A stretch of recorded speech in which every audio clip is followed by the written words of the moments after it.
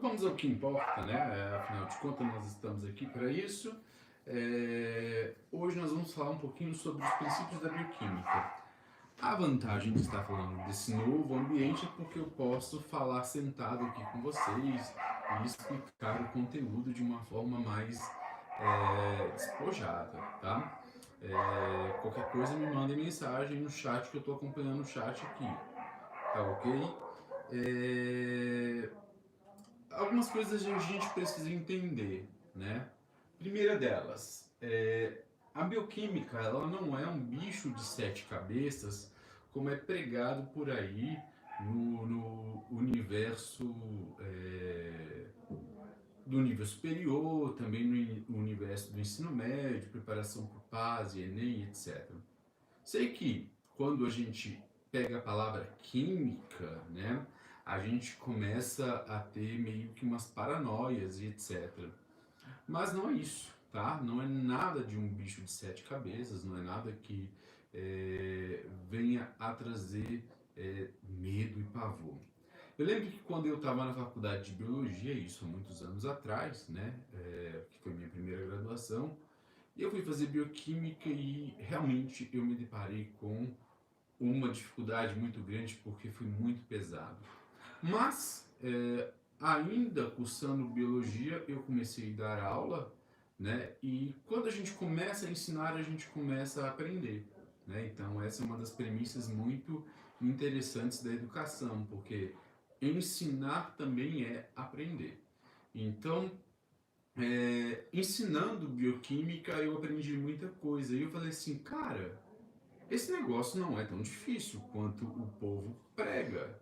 Esse negócio ele é muito mais fácil do que as pessoas imaginam, né? Claro que se você for para uma bioquímica avançada, você vai ter cálculos, né, e etc, que são mais pesados. Mas para a maioria dos cursos de saúde, para a maioria dos estudantes de ensino médio, a bioquímica que é cobrada é uma bioquímica muito simples, né? É uma bioquímica que busca fazer você entender o bom funcionamento do organismo. Então, para que eu possa ser um bom profissional da área de saúde, para que eu possa ser um bom profissional na área de educação, eu preciso manjar desses macetes, né, vamos dizer assim, que são a bioquímica, a fisiologia e a citologia. E é isso que eu venho trazer aqui para vocês, né? Então, no meu canal do YouTube já tem alguns conteúdos e hoje é a minha primeira transmissão ao vivo, né? Quero dizer para quem está assistindo essa transmissão ao vivo que muito em breve vai ter um e-book. Esse e-book ele vai ser grátis, 0800, né, para quem está seguindo o canal do YouTube e também para quem está lá no perfil do Instagram, né, o @Thiago Rocha Nutri, né, e aí vai ter um e-book, eu vou dar um acesso a um e-book com resumos de bioquímica, questões resolvidas, explicações, dicas e etc, que está sendo montado e eu vou entregar isso de bandeja para você. Então, com muito carinho e amor. Mas vamos lá, vamos entender a bioquímica no seu cerne, né? Na sua vertente principal. Então, quando a gente fala de bioquímica, a gente está falando, bio significa vida, né? Então, a gente está falando da química da vida. Então, quando a gente fala da química da vida, a gente está falando de coisas muito importantes, pois nós estamos falando de coisas que envolvem o nosso metabolismo, tá certo? Então, o nosso metabolismo ele só funciona por quê? Porque existe toda uma engrenagem de elementos químicos que fazem com que processos celulares, processos teciduais, processos de órgãos e de sistemas aconteçam. Então, por exemplo, para eu poder estar pensando nesse momento e falando aqui para você, eu preciso de uma série de impulsos nervosos. Esses impulsos nervosos eles só acontecem porque existem elementos químicos, né, que a gente chama na nutrição de micronutrientes. Esses elementos químicos, então, eles fazem a polarização e despolarização do neurônio, que é uma célula nervosa, e aí então essa corrente de impulso nervoso, né, faz com que o pensamento aconteça, né? E entra processo de neuroplasticidade, etc. Para eu estar aqui gesticulando, né, mexendo meus braços, ou então se eu vou à academia, se eu faço uma caminhada, levanto, pego o copo para beber água, etc., se eu movo os lábios, eu estou fazendo um processo de movimentação de células, tá? Então, o que envolve essa movimentação são células musculares. E para que as células musculares se movimentem, elas dependem de elementos químicos básicos para isso, né? Então, quais são esses elementos químicos que vão estar envolvidos? Tanto no processo de transmissão de informação nervosa, tá? Que acontece, por exemplo, no cérebro, né? Que a gente chama de sinapse. São elementos químicos como cálcio, potássio, sódio, né? Que com certeza você já deve ter escutado, né? Já deve ter ouvido falar de alguma forma muito remota ou conhece muito bem esses elementos químicos, né? O sistema nervoso ele entra em comunicação direta com o nosso sistema muscular, né? Então, para que eu possa mexer a mão, então eu preciso de um impulso nervoso que faz com que ocorra uma sinapse. Essa sinapse então faz com que as células musculares elas contraiam e relaxam para que isso aconteça. Nesse processo eu preciso de cálcio e potássio, também o sódio, para que isso aconteça, né? Então, olha que interessante. Então, primeiro, para que todos os processos químicos aconteçam dentro do metabolismo, eu preciso que elementos inorgânicos estejam presentes. Apesar da bioquímica falar de elementos orgânicos, tá? Entenda que orgânico não é só vida, beleza? Apesar da bioquímica falar de elementos orgânicos, elementos que estão relacionados à vida, esses elementos orgânicos eles dependem de elementos inorgânicos, tais como água e os sais minerais. E aí, os sais minerais a gente pode citar em números, né? Então, já citei alguns, né? Então, o cálcio, o potássio, o sódio, que mais aqui? Agora me fugiu a memória. Cálcio, potássio, sódio, enxofre, ferro, selênio, zinco. Então, inúmeros elementos químicos, né, da tabela periódica estão envolvidos. Por que eles são inorgânicos? Porque eles não fazem, eles não são compostos formados por carbono. A partir do momento que nós temos compostos formados por carbono, aí nós temos elementos orgânicos, beleza?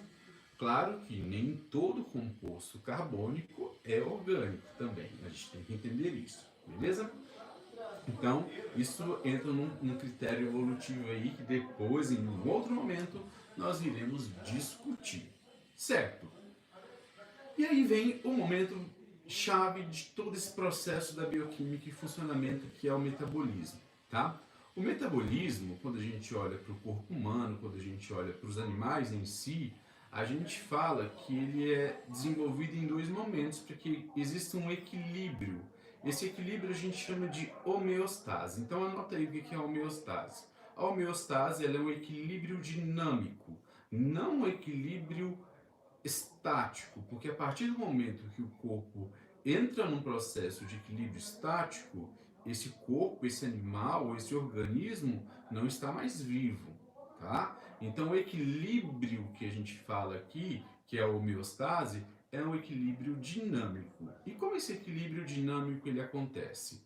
Ele acontece da seguinte forma: eu vou quebrar moléculas, ok?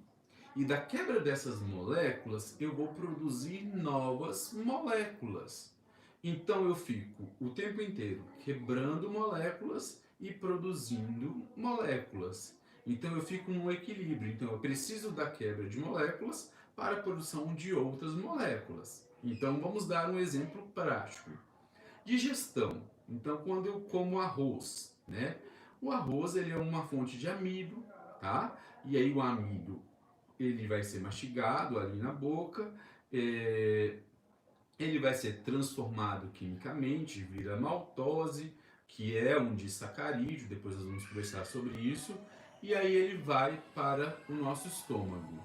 Depois de passar pelo estômago, ele vai para o intestino delgado, certo? E no intestino delgado ele é quebrado mais uma vez, essa maltose, né? Esse disacarídeo ele é quebrado, né? Por disacaridases, que são enzimas, e essas disacaridases elas transformam então essa maltose em glicose. Essa glicose entra na corrente sanguínea, vai até as células, entra na célula, ok? E continua sendo quebrada no processo de respiração celular ou de fermentação. Para que eu quebro essa glicose? Para que eu quebrei o amido? Para que eu quebrei a glicose? Para que no final, dentro da mitocôndria, quando eu falo de animais, dentro da mitocôndria, eu possa produzir uma molécula chamada de ATP. Então eu quebrei uma molécula complexa, certo? Então eu tive um momento de quebra para o momento de produção de outra molécula. Ambos estão relacionados com energia. Se nós não tivermos energia, nós não funcionamos. Então essa é a principal via de produção de energia. Quando eu estou falando de quebra de moléculas, eu estou falando então de catabolismo. Já ouviram algumas pessoas falando assim, nossa, estou catabolizando, né?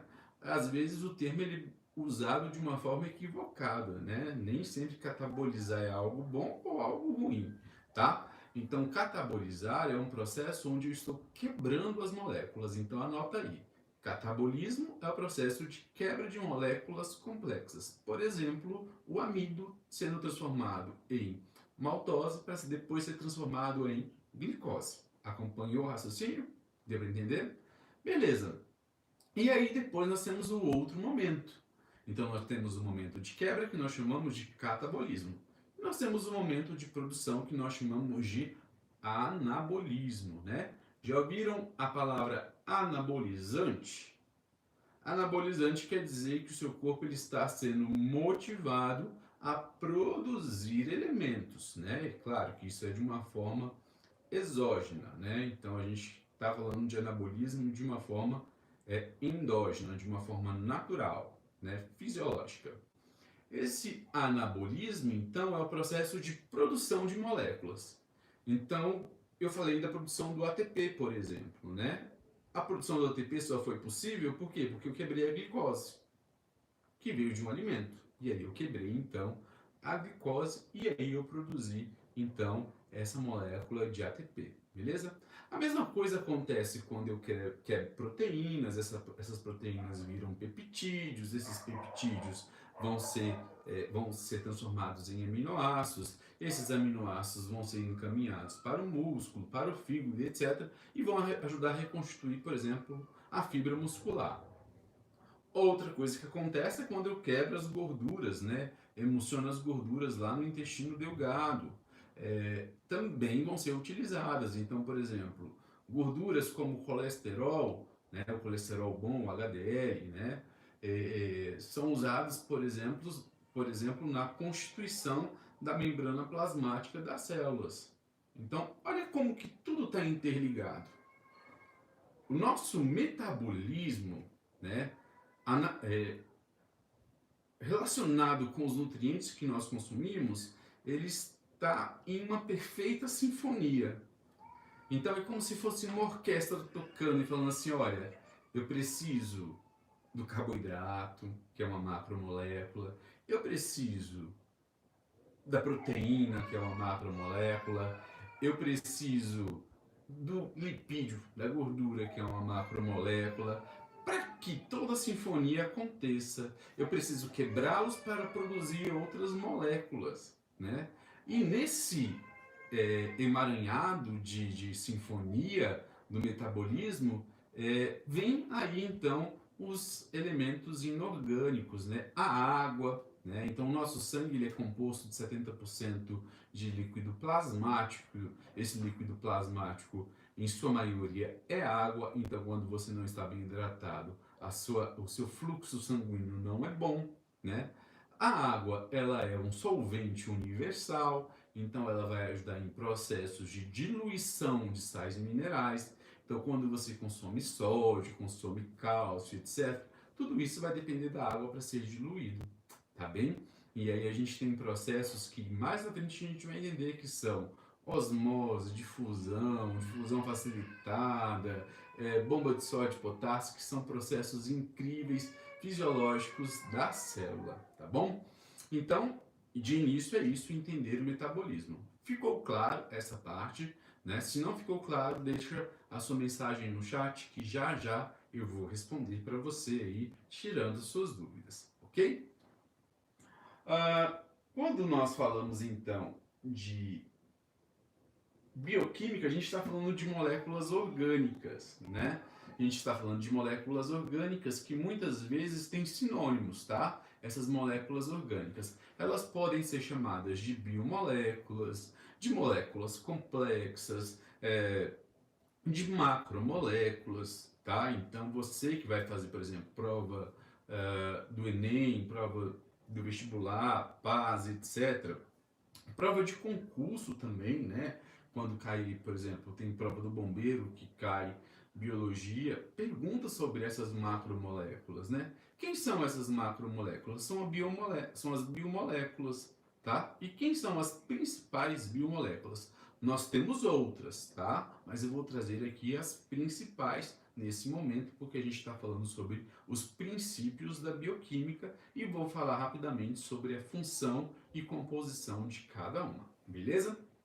Então, quando a gente fala de macromoléculas, nós temos a proteína, né?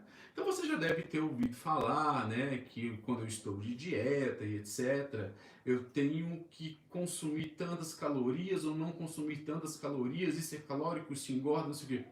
Uma paranoia louca da galera sobre calorias, né? Ok.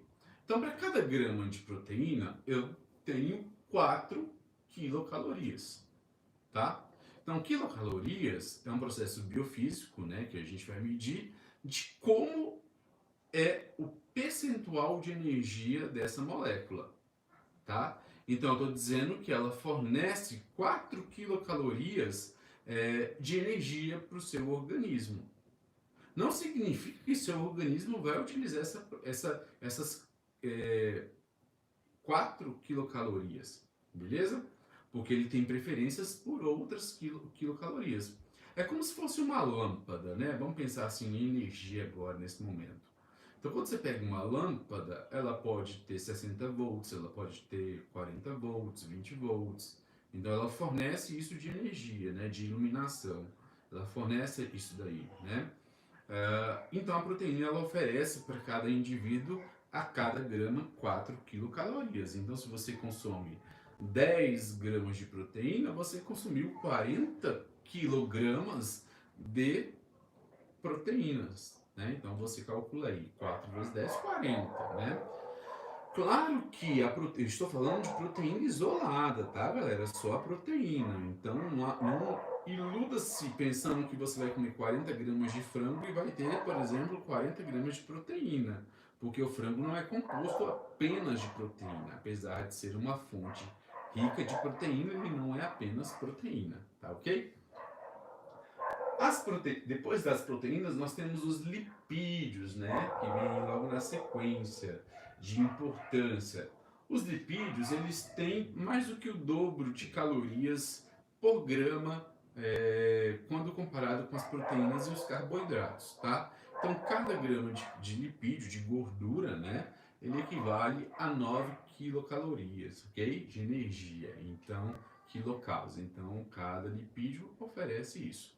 Os lipídios, eles são fonte de energia e eles também são parte construtora de órgãos e de célula, tá bom? Por último, nós temos os carboidratos, tá? Coloquei por último porque eles compõem a parte mais importante. Veja que eu fiz uma pirâmide, né? Então, os carboidratos, lipídios e proteínas, porque é nessa proporção que nós devemos consumir, então, essas macromoléculas sempre. Então, eu preciso consumir sempre mais carboidratos, menos lipídios e menos proteínas. Então vamos lá, né? Biologicamente falando e nutricionalmente falando, Se você pega um cara que quer hipertrofiar e ele se entope de proteína, ele não vai conseguir ter o aumento de massa muscular. Por quê? Porque falta energia, tá? Como assim falta energia, Thiago? Se a proteína ela tem energia lá, quilocal de energia, né? Ela tem lá as suas calorias. O corpo ele não prefere a proteína ou lipídio como energia. Essas fontes de energia são secundárias e terciárias. O corpo ele sempre vai dar preferência à energia provinda do carboidrato. Então nós temos órgãos que são glicodependentes, que são dependentes de carboidrato. Por exemplo, o nosso cérebro. Nosso cérebro só funciona se tiver glicose. A partir do momento que você tem hipoglicemia, que é a baixa de glicose, o seu cérebro ele começa a entrar em estágio de apagão. Ele começa a economizar energia. Vai economizando energia, e aí, pum, você desmaia. E aí, pum, você entra em coma. Por quê? Porque ele não está recebendo energia. E nós sabemos que o cérebro, né, ele é o órgão que coordena, né, a funcionalidade dos demais órgãos, ok? Então, para preservar a condição vital do indivíduo, ele vai lá e dá esse apagão, beleza? As proteínas, então, elas são construtoras.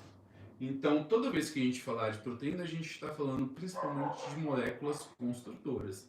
Então, quando a gente fala de fibra muscular, quando a gente fala de citoesqueleto, quando a gente fala de membrana plasmática, então a gente tem proteínas transmembranárias, então elas são construtoras, beleza?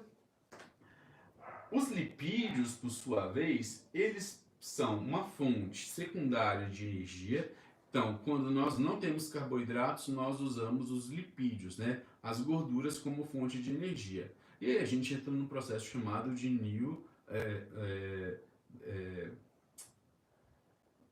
o nome me fugiu aqui, eu vou falar daqui a pouco para vocês.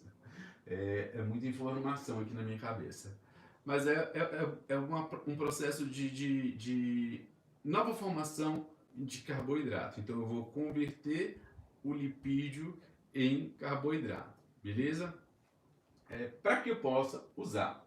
Mas além de ser uma segunda fonte de energia principal, os lipídios, né, as gorduras, elas estão presentes em estruturas, como eu já falei. Elas estão presentes, por exemplo, na membrana plasmática, tá? Então, a membrana plasmática das nossas células, todas as células, tá?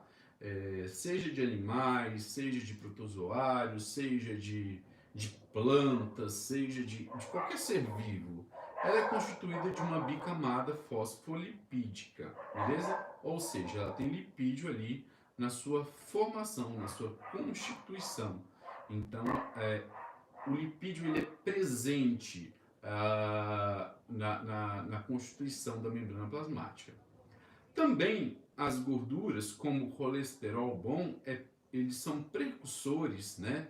Eles são precursores de esteroides, precursores de hormônios, principalmente os hormônios sexuais, como a testosterona, a progesterona. Então é por isso que eu preciso ter gordura, tá, no meu corpo. Eu não posso zerar a gordura do meu corpo, porque eu preciso dessa gordura para produzir, então,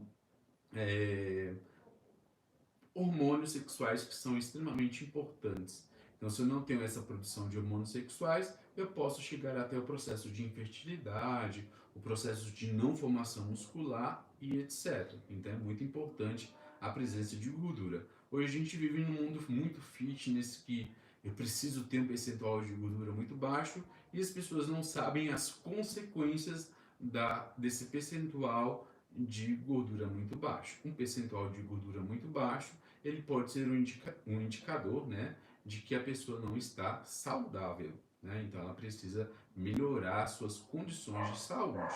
Então, cuidado, beleza? E por último, nós temos os carboidratos, que não são a nossa principal fonte de energia, tá?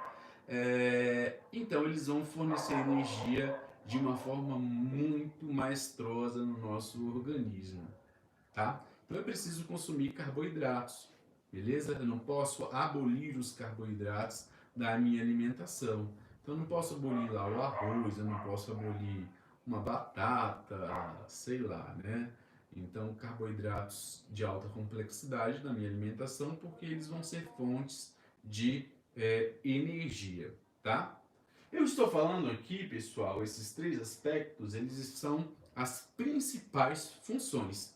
Não quer dizer que essas moléculas não desempenhem outras funções. Por exemplo, nós temos hormônios que são proteínas.